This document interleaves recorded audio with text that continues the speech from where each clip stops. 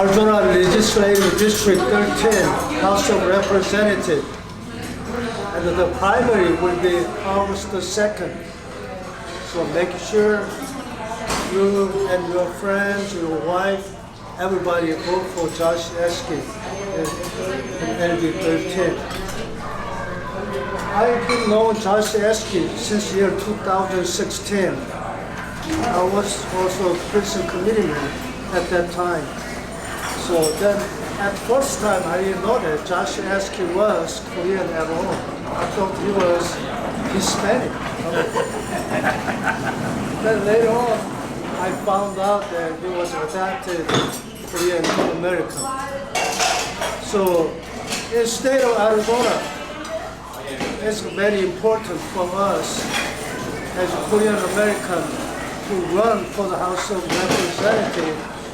We get what we want, and so make sure that if we wanted to accomplish what we would like to have from the state of Arizona, and we need a gentleman like Josh Esky, who is running for the House of Representatives. The Korean community is a big sport, but in reality, it is not.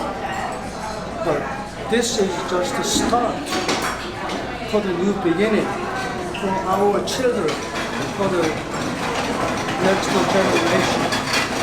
We are not going back to South Korea, right?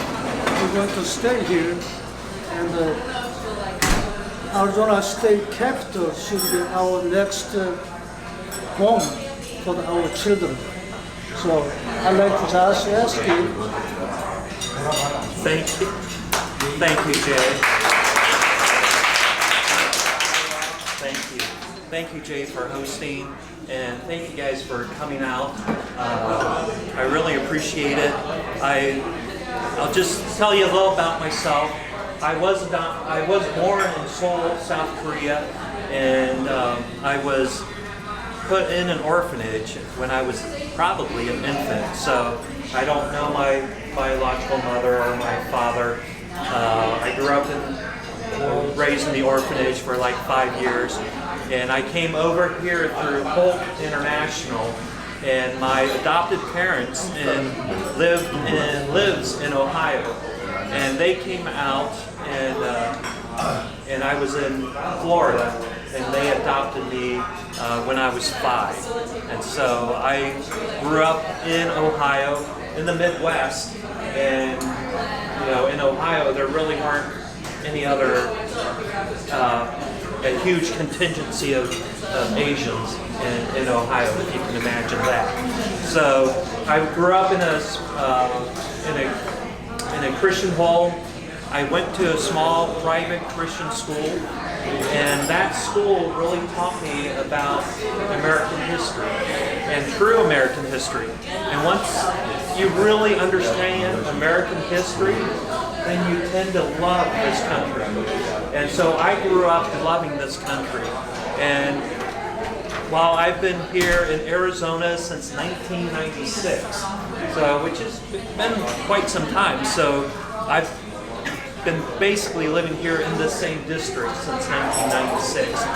And I've gotten involved in the political process really at 2009, and that if you guys can guess, the big impetus of that involvement was Barack Obama was elected.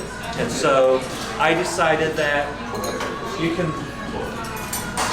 bitch and moan on the sidelines, and it doesn't get you anywhere, right? So you can complain about a certain situation you're in, but in order to change that, you have to get involved in the political process. And that's what I did back in 2009. I got involved in the Republican Party. I've been a precinct committeeman, a state committeeman, a member at large for the county party, and the assistant treasurer for the state party. So I've been involved heavily in the political process. And so as I've been observing that process, I've noticed that I personally think the country is going in a different direction than what I would like it to see it. And so that is why I really got involved in decided to throw my hat in the ring to run for state office. And for running at state office, you know, my focus will be on the economy, and I can boil it down in 3 words: unleash the capitalists. So for me, that means basically throwing off unnecessary regulations and laws that this state has placed on business owners. And so the other focus I'll have is, how do I make higher education more affordable? And there is a way that I believe we can do that, and that is through the dual enrollment process. If you have kids that go to public school and they have dual enrollment, they earn dual enrollment credits, well, the parents, you pay for that. And so I would like to change the law where that can actually become free. And so I think there's a way to do that, and that's something I want to do. The other thing is election integrity. That is definitely something that I will be focused on, how I can make our elections secure and that it's trustworthy. So, but those are the 3 main things that I'll be focused on, and I would love to have your support, and if you live here in LD13, would love to have your vote. So if you guys have any questions, I would be willing to answer them. I do have donation slips if you're so inclined to donate. I really do need donations at this time.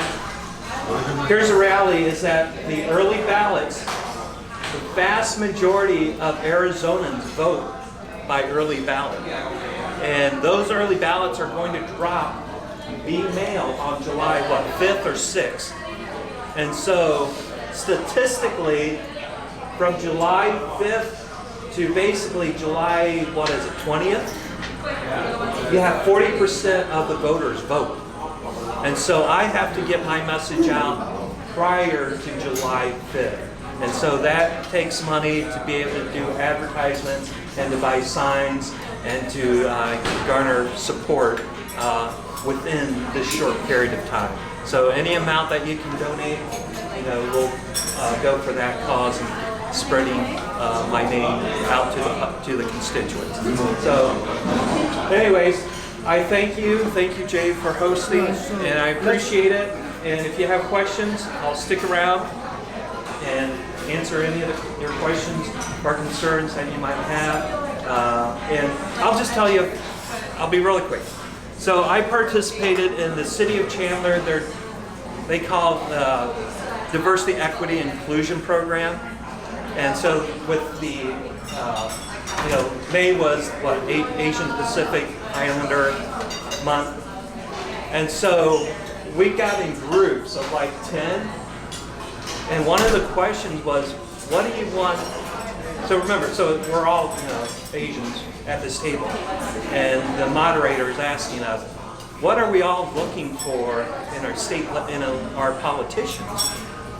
And I was pleasantly surprised that everyone was saying, I'm looking for a politician that has my values. Their first response was that I'm looking for making sure that that politician isn't Asian or that politician looks like me. They didn't care about how you look. What they care about is what are your values? What's your morality? And so that is what, with morality, that is what you want your candidate to have morals, to have ethics, to have integrity.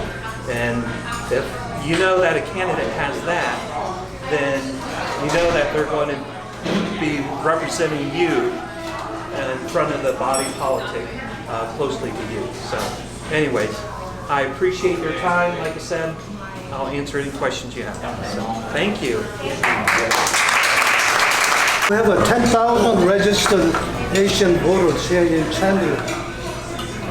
And the last election, only about 2,500 only voted participation. So the other 7,500, where are they? So ask your neighborhood and your friends, make sure they exercise their rights to vote for Josh Esky. If all the Asians, they voted, he will win, I'm pretty sure. And then make sure that we have a 500 registered Korean voters living in Chandler. Make sure we tell them to vote. Thank you.